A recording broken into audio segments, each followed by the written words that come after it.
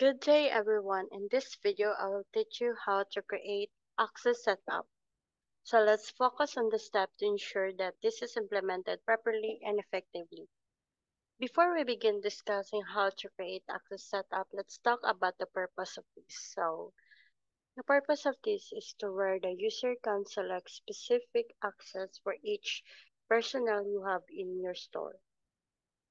It is an essential part of the POS system since it is where the admin can provide specific function for a staff to have.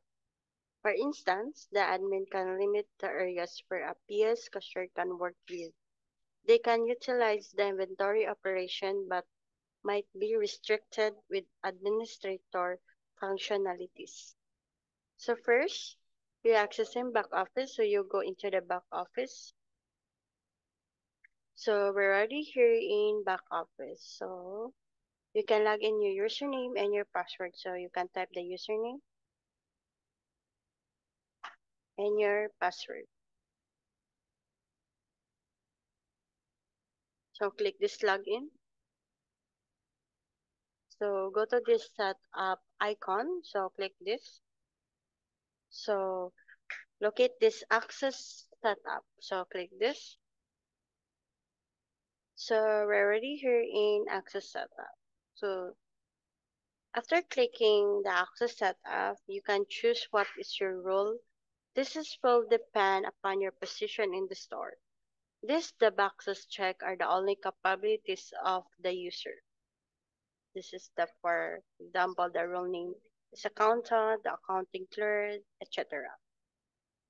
So take note, system admin accounts have special sections to check inventories and reports that will not be seen in cashier accounts. So you can create a new role name.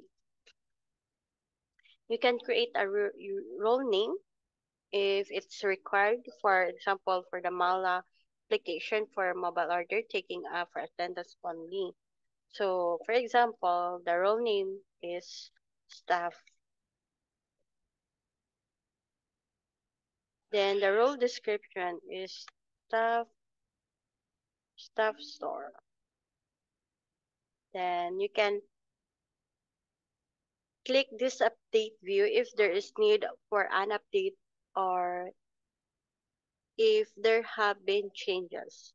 Then click this insert new role if you're done create role name. So click this. So right now, as you can see, the new security rule has been added. So this is the process on how to create access setup.